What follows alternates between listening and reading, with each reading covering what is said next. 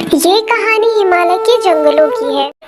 टूनी चिड़िया और कालू कौवे का अपना अपना एक खेत था जिसमें वो लोग टमाटर की खेती करते थे। टूनी चिड़िया बहुत ही ज्यादा ईमानदार और मेहनती थी। टूनी चिड़िया दिन भर अपने खेतों में काम किया करती थी, उन्हें टाइम टाइम से पानी दिया करती थी। दूसरी तरफ कालू कौवा बहुत ही ज्यादा आलसी था। वो अपने खेतों पर बिल्कुल भी ध्यान नहीं देता था। वो अपने खेतों में बिल्कुल भी पानी नहीं देता था और ना ही उनका ख्याल रखता था। वो एक नंबर का आलसी था। टूनी चिड़िया हर साल कालू कौवे से ज्यादा अच्छी खेती कर लेती थी और अच्छी कमाई भी कर लेती थी, इसलिए कालू कौवा टूनी चिड़िया से जलता था। अरे ये टूनी चिड़िया तो मुझसे ज्यादा ही टमाटर उगा लेती है और मुझसे ज्यादा ही मुनाफा कमा लेती है। कुछ सोच कालू बेटा, कुछ सोच, नहीं तो ये टूनी चिड़िया तुझसे आगे निकल जाएगी। ये कहकर कालू कौवा अपने घोंसले में चला जाता है। दूसरी तरफ टूनी चिड़िया अपने काम में मगन हो जाती है। अरे मेरे लाल लाल टमाटरों, अगर तुम लोग ना होते तो मेरा क्या होता। मैं आज भी तुम्हारा इसलिए धन्यवाद करती हूँ। ना जाने कालू कौवे को कब अकल आएगी, वो अपने खेत पर बिल्कुल भी ध्यान नहीं देता है।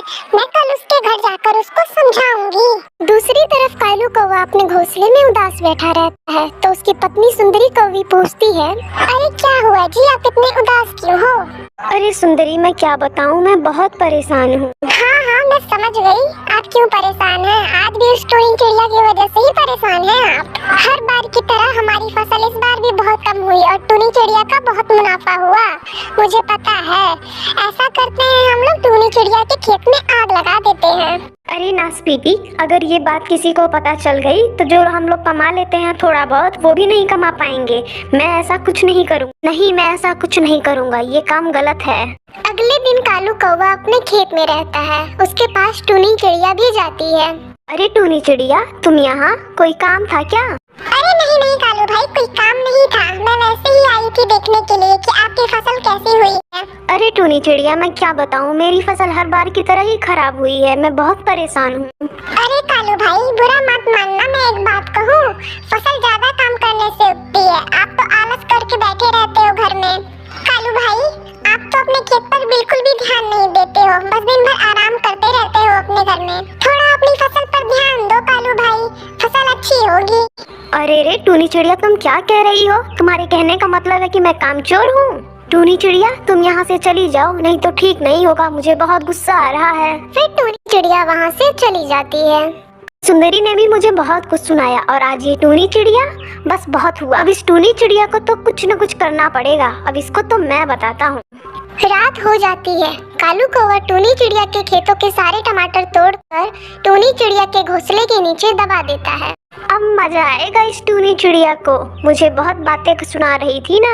अगली सुबह टूनी चिड़िया जब अपने खेत में जाती है तो देखती है कि उसकी सारी फसल कोई तोड़ ले गया है। ये सब देखकर टूनी चिड़िया बहुत ही ज्यादा उदास होती है।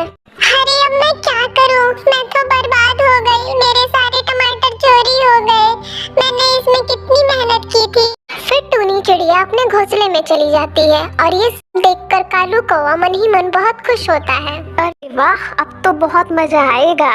टूनी चिड़िया की फसल बर्बाद कर दी मैंने और मेरी फसल बची है। अब मेरा ही मुनाफा होगा। एक दिन टूनी चिड़िया के घोंसले के नीचे बहुत बड़ा टमाटर निकल आता है। ये सब देखकर टूनी चिड़िया बहुत ही ज्यादा हैरान हो जाती है। अरे ये मेरे घोंसले के नीचे इतना बड़ा टमाटर कहाँ से आ गया? लगता है ऊपर वाले ने मेरी सुन ली। अब इस बड़े टमाटर से मैं अपना धंधा शुरू करूँगी, नया व्यापार करूँगी। फिर टूनी चिड़िया एक दुकान खोल लेती है और टमाटर का जूस बेचने लगती है। उस बड़े टमाटर के जूस को पीने के लिए बहुत दूर दूर से पक्षी आया करते थे। इस तरह टूनी चिड़िया का बहुत ही ज्यादा मुनाफा होने लगा और टूनी चिड़िया खुशी खुशी से अपना जीवन बिताने लगती है। दूसरी तरफ कालू कौवे की फसल भी बर्बाद हो जाती है उसकी काम चोरी की वजह से। अब मैं क्या करूं? लगता है मैंने टूनी के साथ गलत किया, इसलिए मेरे साथ भी गलत हुआ। कालू कौवे को अपनी गलती पर पछतावा होता है। शहर से दूर एक जंगल में टूनी चिड़िया अपने बेटे टिंकू चिड़ा के साथ रहती थी। उसका पति का बहुत पहले ही एक दुर्घटना में मौत हो गई थी। टूनी चिड़िया फल बेचकर अपना गुजारा करती थी। बेटा, मैं बाहर जा रही हूँ बगीचे से फल तोड़ के बेचने के लिए। तुम बाहर मत निकलना, जंगल में एक भेड़िया आया तुम्हें खा जाएगा। क्या ठीक है माँ?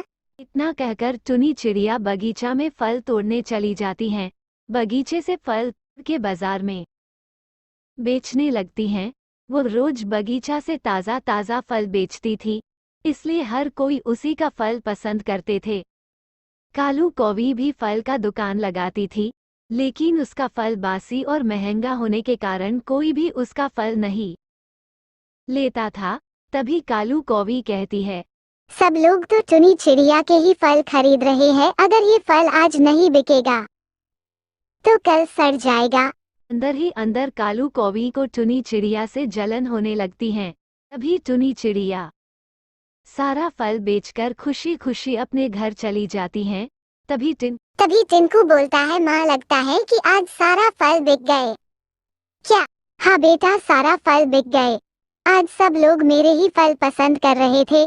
ऐसा ही रोज रहा तो हमें परेशानी नहीं होगी। माँ बेटा हंसी खुशी दिन बिताने लगे। अब हर रोज टुनी के ही दुकान से ही सारा पंछी फल खरीदने लगे। अब तो मेरे दुकान पे एक भी ग्राहक नहीं आता, सब लोग टुनी के ही दुकान से फल खरीदने लगा। इसका कोई ना कोई उपाय करना पड़ेगा, नहीं तो ऐसा रहा तो मैं तो कंगाल हो जाऊंगी।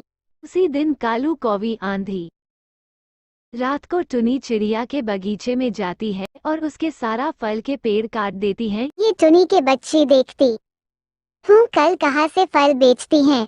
अब हर कोई मेरे से ही फल खरीदेगा। अगले दिन सुबह होने पर टुनी और उसके बेटा फल के लिए बगीचे में जाते हैं। सारा पेड़ काटा हुआ देख हैरान हो जाते हैं।